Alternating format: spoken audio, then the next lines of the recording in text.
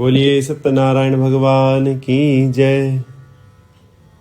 नैमिषारण्य की पावन भूमि में एक बार 88,000 ऋषियों ने एक सभा का आयोजन किया। उस सभा में सौनक आदि 88,000 ऋषि भगवान सूर्य जी से पूछते हैं कि हे भगवान, सतयुग, त्रेता और द्वापर ये बीत चुके हैं, अब कलयुग आने वाला है। कलयुग के जो प्राणी होंगे वो धर्म ग्रंथ को पढ़ने वाले और ना ही मानने वाले होंगे। ऐसे लोगों को भगवान की भक्ति कैसे प्राप्त होगी? तथा कलयुग के जो प्राणी होंगे उनके भाग्यमंद, बुद्धिमंद और आयु भी कम होगी। इस कारण वह भगवान को प्राप्त करने में असमर्थ होंगे। ऐसे मनुष्यों के लिए आप कोई छोटा सा उपाय बताइए। भगवान सूर्य ने कहा कि हे सौनकादि ऋषियों, आपने बड़ा ही उत्तम प्रश्न पूछा है। एक बार नारद जी ने भगवान नारायण से यही प्रश्न पूछा था। भगवान नारायण ने जो उत्तर बताया वह तुमको बताता हूँ। एक बार नारद जी यात्रा करते करते अनेकों लोकों में घूमते हुए इस पृथ्वी लोक पर आए और उन्होंने सत्संग के लिए अलग अलग जगहों पर जाकर के देखा, लेकिन पृथ्वी से धीरे धीरे यह सत्संग समाप्त होता हुआ देख करके उनको बड़ा दुख हुआ। तो वह भगवान नारायण के पास बैकुंठ में गए और भगवान को प्रणाम करके कहा, नमस्ते वाङ्मनोतीत रूपाय अनंत शक्तये आदिमध्यांतहीनाय निर्गुणाय गुणात्मने। हे नारायण, आपको मैं बारंबार प्रणाम करता हूँ। से सैया पर विराजमान नील कमल के समान आपका स्वरूप है। शंख, चक्र, गदा, पद्म आदि आपने धारण किया हुआ है। माँ लक्ष्मी आपके चरणों की सेवा कर रही हैं। ऐसे श्री हरि को मैं बारंबार प्रणाम करता हूँ। बोलिए सत्यनारायण भगवान की जय।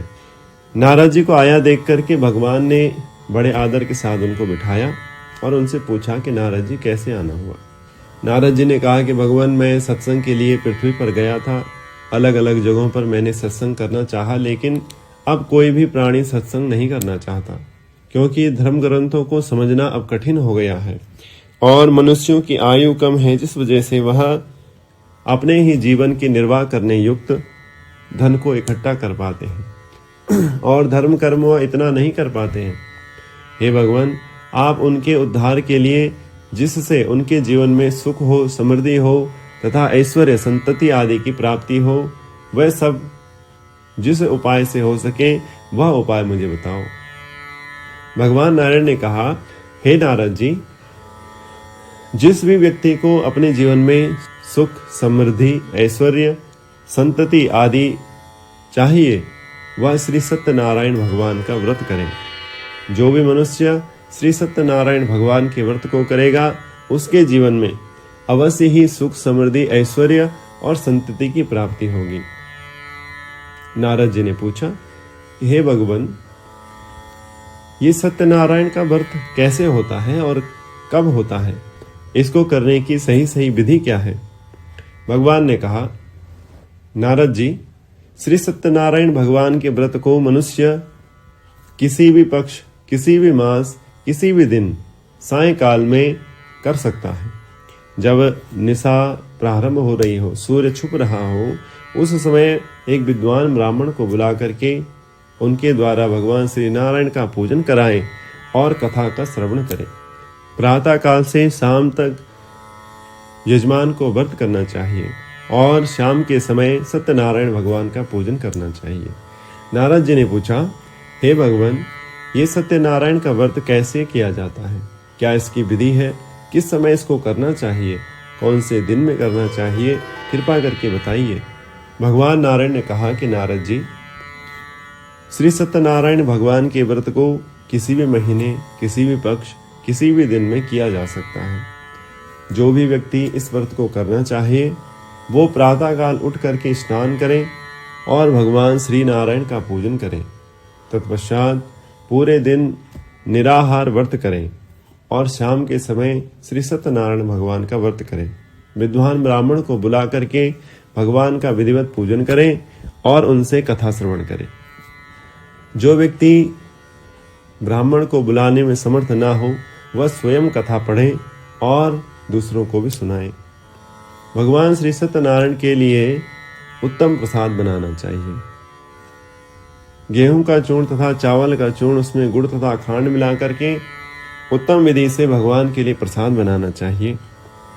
केले का फल, दूध, दही, शहद, शक्कर, घी आदि मिलाकर के बढ़िया से पंचामृत बनाना चाहिए और भगवान को अर्पित करना चाहिए। कथा श्रवण करने के पश्चात सभी भक्तजनों को कीर्तन, भजन, नृत्य, गान आदि भगवान के लिए करना चाहिए। इस विधि से जो भी मनुष्य भगवान श्री नारायण का पूजन करेगा अवश्य ही उसके सारे मनोरथ सिद्ध हो जाएंगे। नारद जी ने पूछा कि हे भगवान, इस व्रत को आज से पहले किसने किया है, वह भी बताने का कृपा करें। हे शौनकादि ऋषियों, भगवान ने नारद जी से कहा कि काशी में सतानंद नाम के एक ब्राह्मण रहते थे। उन्होंने यह व्रत किया। एक दिन सतानंद ब्राह्मण भिक्षाटन के लिए निकले और भगवान नारायण ने ब्राह्मण का वेश बना करके उनसे पूछा कि हे ब्राह्मण, आप ऐसे क्यों घूम रहे हो? आप तो धरती के देवता हो, फिर आपकी ऐसी दशा क्यों है? सतानंद जी ने कहा कि हे देव, मेरे घर में दारिद्र्य बसा हुआ है, जिसके कारण मैं अत्यंत दीनहीन दुखी हूँ। इसको दूर करने का यदि कोई उपाय है तो बताइए। भगवान ने कहा कि श्री सत्यनारायण का व्रत करो। सतानंद जी ने कहा, हे भगवान, मुझे सत्यनारायण भगवान के व्रत की विधि पता नहीं है, कृपा करके आप मुझे बताइए। तब ब्राह्मण वेशधारी भगवान ने कहा कि हे सतानंद जी, किसी भी दिन सायंकाल में श्री सत्यनारायण भगवान का व्रत आप करें। प्रातः काल से शाम तक भगवान का व्रत करें। शाम को ब्राह्मण को बुला करके भगवान का सविधि पूजन करें, भगवान के लिए उत्तम प्रसाद बनाएं और भगवान के लिए कीर्तन भजन आदि गा करके उनको प्रसन्न करें। इस विधि से जो भी भक्तगण भगवान श्रीमन नारायण का पूजन करेंगे उसके सारे दुख दूर हो जाएंगे। सतानंद जी ने जैसे भगवान को प्रणाम किया तो भगवान वहां से अंतर्ध्यान हो गए। उसके बाद सतानंद जी घर गए। उन्होंने विधिवत श्री सत्यनारायण भगवान का पूजन किया। भगवान की ऐसी कृपा हुई, कुछ ही समय पश्चात उनके सारे दारिद्र दुख दूर हो गए और वह सुखी जीवन यापन करने लगे। बोलिए सत्यनारायण भगवान की जय। सूजी महाराज कहते हैं कि हे शौनकादि ऋषियों, उस ब्राह्मण ने एक दिन भगवान नारायण का पूजन किया और उसी समय एक जंगल से लकड़हारा लकड़ी काट करके आया। उसने भगवान नारायण का पूजन होते हुए देखा तो वही लकड़ी को जमीन पर रखा और बैठ गया। जब पूजन पूर्ण हुआ तो उस ब्राह्मण ने उस लकड़हारे को प्रसाद दिया। उसने ब्राह्मण से पूछा कि हे भगवान, आप ये क्या कर रहे थे? इसको करने से क्या प्राप्त होता है? तो ब्राह्मण ने कहा कि हे लकड़हारे, यह मैं श्री सत्यनारायण भगवान का पूजन कर रहा था। इसको करने से घर में सुख समृद्धि ऐश्वर्य की प्राप्ति होती है। मेरे पास जो भी तू आज धन वैभव सुख समृद्धि देख रहा है, ये श्री सत्यनारायण भगवान के प्रताप से ही है। तो लकड़हारे के मन में हुआ कि भगवान, मेरे घर में भी कुछ धन वृद्धि हो। उसने ब्राह्मण से सारा व्रत का विधान पूछ लिया। ब्राह्मण ने सारा व्रत का विधान उसको बताया। वह लकड़ी को लेकर के बेचने के लिए नगर में गया। लकड़हारे ने प्रसाद खाया, लकड़ी उठाई और बेचने के लिए नगर में गया। मन में सोचते हुए गया कि हे भगवान, मेरे घर में भी धन संपत्ति हो तो मैं श्री सत्यनारायण भगवान का पूजन करूंगा। लकड़हारा गया, लकड़ी बेची, जो भी धन मिला उससे श्री सत्यनारायण भगवान के लिए उत्तम प्रसादी आदि उसने खरीदी और घर आकर के बढ़िया से भगवान का पूजन किया। विधिवत पूजन हुआ तो भगवान प्रसन्न हुए और उसके जीवन के सारे दुख दूर कर लिए। लकड़हारे का लकड़ी का व्यापार बढ़ा और धीरे धीरे धन की वृद्धि होती गई और एक समय आया जब वह धनी मानी सेठ हो गया। इस प्रकार से भगवान की कृपा सब पर बरसती है। बोलिए सत्यनारायण भगवान की जय। शौनकादि ऋषियों ने पूछा कि हे सूत जी, और किन किन लोगों ने श्री सत्यनारायण भगवान का व्रत किया है, हमको बताइए, हम वह सब कथाएं सुनना चाहते हैं। सूत जी ने कहा, हे शौनकादि ऋषियों, एक धर्मध्वज उल्कामुख नाम के राजा थे जो नित्य प्रति भगवान नारायण के मंदिर को जाया करते थे और भगवान का पूजन करते थे। उनकी धर्मपत्नी बड़ी सुशील थी। वे दोनों जाकर के खूब दान आदि किया करते।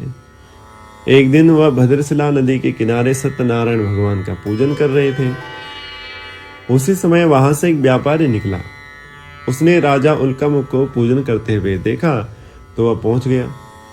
हाथ जोड़ करके बोला कि हे राजन, आप ये क्या कर रहे हैं? इसको करने से क्या होता है?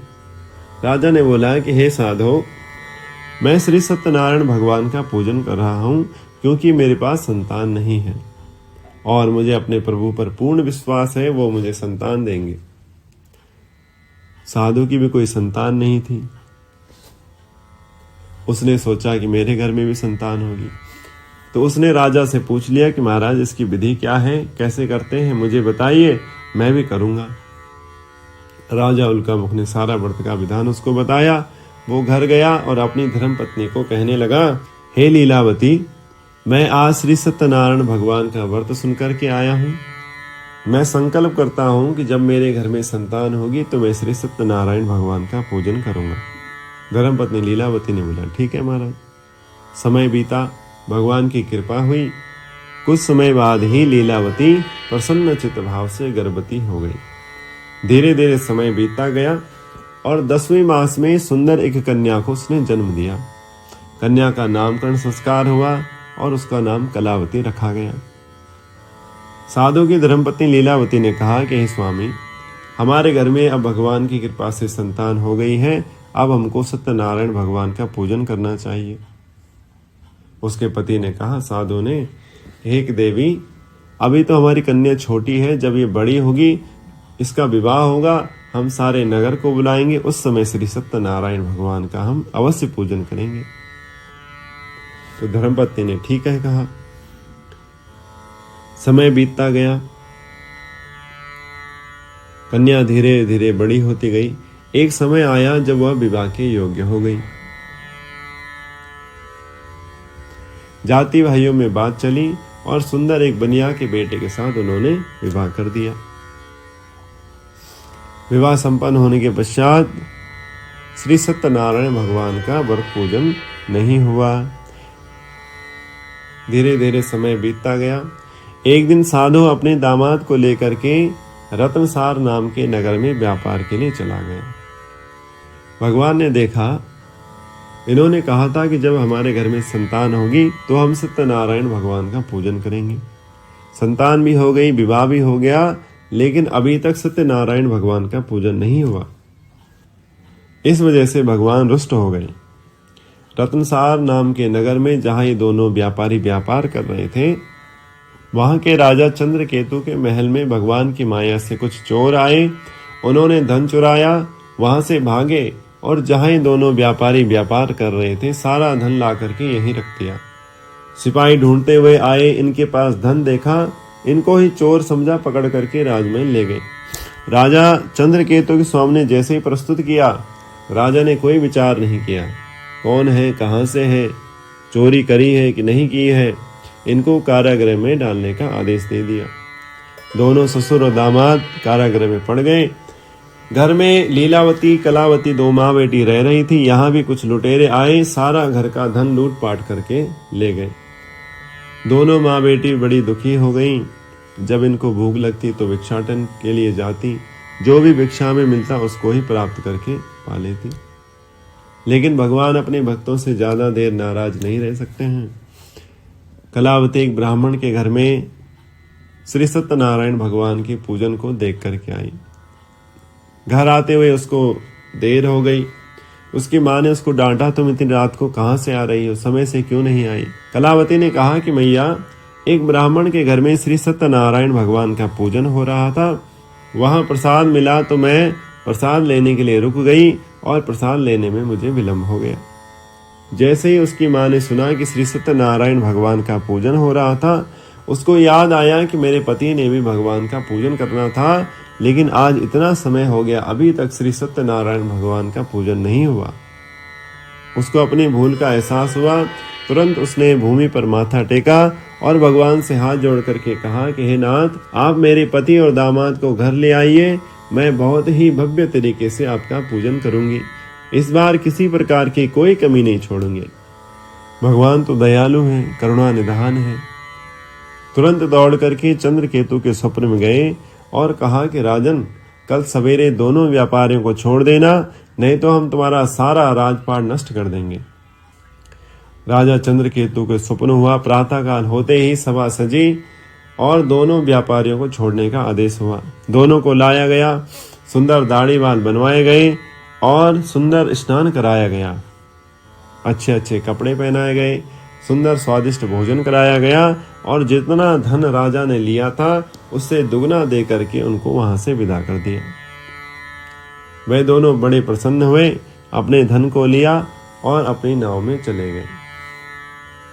नाव में बैठे ही थे कि भगवान नारायण ने एक दंडी स्वामी का रूप बनाया और परीक्षा लेने के लिए पहुंच गए। दंडी स्वामी साधु के पास पहुंचे और कहा कि हे साधु, तुम्हारी नाव में क्या रखा हुआ है? ये तो बहुत भरी हुई लग रही है, तुम भी सुंदर लग रहे हो, क्या इसमें कुछ रुपया पैसा धन आदि है?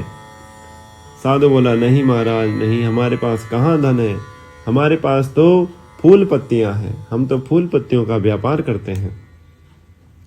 भगवान समझ गए कि इसको धन देने का, धर्म करने का कोई भी मन नहीं है।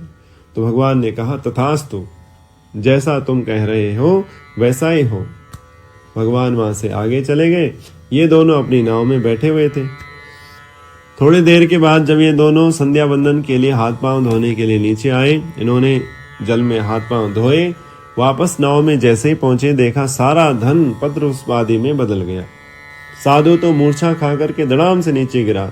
दामाद ने उठाया, रोने लगा, हाय मेरा धन कहाँ चला गया, हाय मेरा धन कहाँ चला गया। दंडी स्वामी हमारे पास आए थे, उन्होंने हमसे पूछा था तुम्हारे पास क्या है? हमने उनसे झूठ कह दिया कि हमारे पास तो फूल पत्तियां हैं। ऐसा न हो कि उन्हीं के आशीर्वाद से ये सारा धन फूल पत्ती बन गया हो। तो अब हमें उनके पास ही जाना चाहिए, उनके चरणों को पकड़ना चाहिए और उनसे अपनी भूल के लिए क्षमा मांगनी चाहिए। साधु तो तुरंत दौड़ करके गया, दंडी स्वामी के पैर पकड़े और बोला, हे नाथ, आप मेरा धन वापस लौटा दीजिए। आप तो परब्रह्म परमात्मा हैं, ब्रह्मा विष्णु इंद्र सब आपकी माया में फंसे हुए हैं। मैं एक तुच्छ सा प्राणी हूं, आपकी माया से कैसे बच सकता हूं? हे भगवान, कृपा करके मेरा धन मुझे लौटा दीजिए। भगवान बोले, हे साधु, तुमने हमसे कहा था कि हमें संतान दे दो, हम आपका पूजन करेंगे। हमने तुमको संतान दी। तुमने कहा कि जब हमारी बेटी का विवाह होगा हम तब करेंगे, तो हमने विवाह तक भी प्रतीक्षा करी। विवाह भी हुआ लेकिन तुमने तब भी मेरा पूजन नहीं किया। इसी कारण से तुम्हें ये दुख आज भोगना पड़ रहा है। साधु बोला कि महाराज, आप मेरे धन को वापस दे दीजिए, मैं घर जाऊंगा तो बहुत भव्य तरीके से आपका पूजन करूंगा। भगवान बोले, नहीं, हमें तुम पर भरोसा नहीं। साधु बोले, महाराज अब खाई सो खाई, आगे खाई सो राम दुहाई।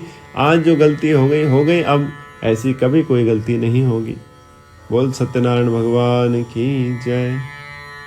भगवान ने साधु का धन उसको लौटा दिया और वहां से अंतर्ध्यान हो गए। बोलिए सत्यनारायण भगवान की जय।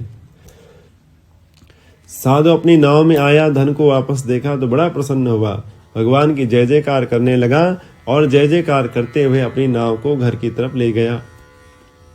अपने नगर के समीप पहुंच करके उसने अपने दूत से कहा, तुम घर जाओ, सेठानी को समाचार दो कि सेठ जी महाराज बहुत से इष्ट मित्र गणों के साथ आए हैं, आप उनके स्वागत के लिए चलो। दूत दौड़ करके घर गया। दोनों माँ बेटी भगवान सत्यनारायण का घर में पूजन कर रही थी। दूत ने समाचार सुनाया। लीलावती कलावती दोनों ने भगवान नारायण को प्रणाम किया और लीलावती ने भगवान के प्रसाद को ग्रहण किया। उसने थोड़ा प्रसाद अपनी बेटी को दिया। बेटी ने कहा कि जब मेरे पति घर आ जाएंगे मैं तब इस प्रसाद को खाऊंगी, और प्रसाद को वहीं छोड़ करके चली गई। दौड़ करके दोनों ही नगर के बाहर तट पर पहुंचे। जैसे ही पहुंचे तो देखा कलावती का पति तो मरा पड़ा हुआ है। अब तो बड़ा रोने लगी, हाय मेरा पति कैसे मर गया, मैं भी इसके साथ सती हो जाऊंगी। पिता ने पुत्री को गोद में उठाया और हाथ जोड़ करके भगवान से कहा कि हे भगवान, अपने ही कर्मों के कारण मनुष्य सुख और दुखों को भोगता है, लेकिन मेरी पुत्री ने ऐसा कौन सा पाप किया है जिसका पति जल में डूब करके मर गया। हे भगवान, आप हमें क्षमा कर दीजिए। सारे परिवार ने जब भगवान से हाथ जोड़ करके विनय करी तब आकाशवाणी हुई और आकाशवाणी ने कहा कि हे साधु, तुम्हारी कन्या ने भगवान के प्रसाद को त्यागा है, जिसके कारण इसका पति जल में डूब गया है। साधु ने हाथ जोड़ करके भगवान से कहा कि हे भगवान, अब ये ठीक कैसे होगा। आकाशवाणी ने कहा कि हे साधु, तुम्हारी कन्या घर जाकर के यदि सत्यनारायण भगवान के प्रसाद को ग्रहण कर ले तो इसका पति इसको वापस प्राप्त हो जाएगा। बोलिए सत्यनारायण भगवान की जय। कलावती ने जैसे ये बात सुनी और दौड़ करके घर गई और भगवान श्री सत्यनारायण के प्रसाद को ग्रहण किया। ग्रहण करते ही उसका पति तो जी उठा। जी उठ करके नारायण नारायण कहने लगा। बोलिए सत्यनारायण भगवान की जय। साधु घर आया। उसने सारे नगर वासियों के साथ मिलकर के श्री सत्यनारायण भगवान का पूजन किया और संकल्प किया कि मैं महीने की हर संक्रांति को श्री सत्यनारायण भगवान का पूजन करूंगा। ये संकल्प उसने अपने जीवन में उतारा। आजीवन भगवान सत्यनारायण का पूजन किया और सुख भोगते हुए अंत में भगवान नारायण के बैकुंठ धाम को चला गया। बोलिए सत्यनारायण भगवान की जय। शौनकादि ऋषियों ने भगवान सूत जी से पूछा कि हे भगवान, क्या सत्यनारायण के प्रसाद को त्यागने से किसी का पति मर सकता है? हमें ये बात समझ में नहीं आई, कृपा करके आप इस पर प्रकाश डालिए। सूत जी ने कहा, जब कोई भी व्रत, कोई भी पूजन, कोई भी अनुष्ठान किसी उद्देश्य से किया जाए और उसका प्रसाद ग्रहण न किया जाए तो उस उद्देश्य की पूर्ति नहीं होती है।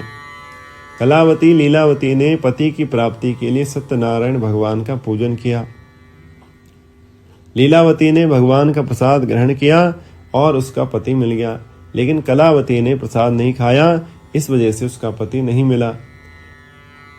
तो जब भी आप कोई व्रत अनुष्ठान आदि करो तो उसका प्रसाद अवश्य ग्रहण करना चाहिए, तभी उसका फल प्राप्त होता है। बोलिए सत्यनारायण भगवान की जय। सूत जी ने कहा कि शौनकादि ऋषियों, प्रसाद को त्यागने से क्या होता है उसकी कथा सुनो। एक तुंगध्वज नाम के राजा थे। जंगल में एक दिन शिकार खेलने गए।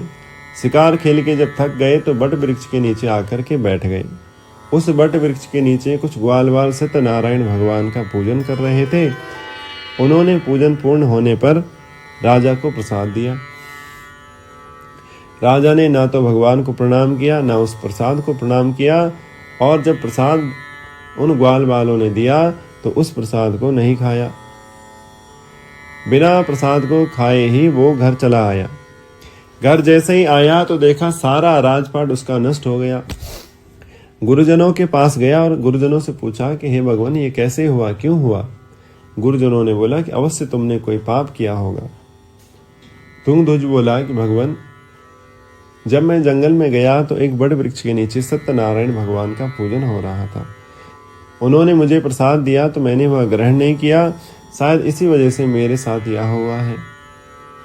गुरुजनों ने पूछा कि तुमने प्रसाद क्यों नहीं खाया? तुंगध्वज बोला कि हे भगवान, उस बड़ वृक्ष के नीचे जो ग्वालवाल पूजन कर रहे थे, ना तो वहां भगवान विष्णु की कोई मूर्ति थी, ना उनके पास कोई ब्राह्मण था, ना पूजा की सामग्री थी। वह ग्वालवाल इतने साफ सुथरे भी नहीं थे और जंगल से ही फूल पत्तियां प्रसाद आदि तोड़ करके वो भगवान को अर्पण कर रहे थे। जब उन्होंने वह प्रसाद मुझे दिया तो मुझे उसमें श्रद्धा हुई नहीं और मैंने वह प्रसाद नहीं खाया, मैं घर चला आया।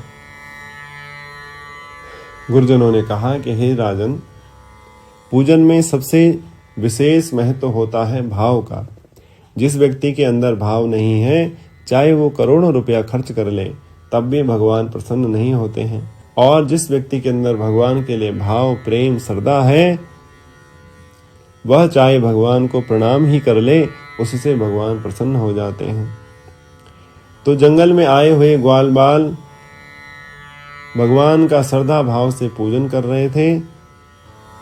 उन्होंने जब तुम्हें प्रसाद दिया, तुमने वह ग्रहण नहीं किया, उस प्रसाद में भक्त की मिली हुई श्रद्धा का अपमान हुआ, जिससे भक्त का अपमान हुआ, और भक्त का अपमान ही भगवान का अपमान है। इसी कारण से भगवान तुमसे रुष्ट हुए और तुम्हारा राज्य नष्ट कर दिया। तुंगध्वज बोला कि भगवान, अब इससे बचा कैसे जाए? गुरुजनों ने कहा कि हे राजन, वापस जंगल में जाओ, उन ग्वालवालों को इकट्ठा करो, भगवान श्री नारायण का विधिवत पूजन करो, भगवान प्रसन्न होंगे, अवश्य ही तुम्हारा राज्य तुम्हें लौटा देंगे। बोलिए सत्यनारायण भगवान की जय। तुंगध्वज वापस जंगल में गया। सारे ग्वाल बालों को एकत्रित करके उसने श्रद्धा पूर्वक भगवान का पूजन किया। भगवान इस पर प्रसन्न हुए, प्रकट होकर के सबको दर्शन दिए और राजा का सारा राज्य उसे लौटा दिया। सूर्य ने कहा कि हे सौनकाद ऋषियों, इस प्रकार से जो भी मनुष्य श्री सत्यनारायण भगवान का पूजन करेगा उसके सारे दुख, शोक, चिंताएं दूर हो जाएंगी और वो सुखी जीवन यापन करेगा। जो भी मन में उसके कामना होगी वह सारी कामनाएं पूर्ण होगी और कलयुग में इससे श्रेष्ठ उत्तम व्रत और कोई नहीं है, इसमें तनिक भी संशय नहीं है। बोलिए सत्यनारायण भगवान की जय।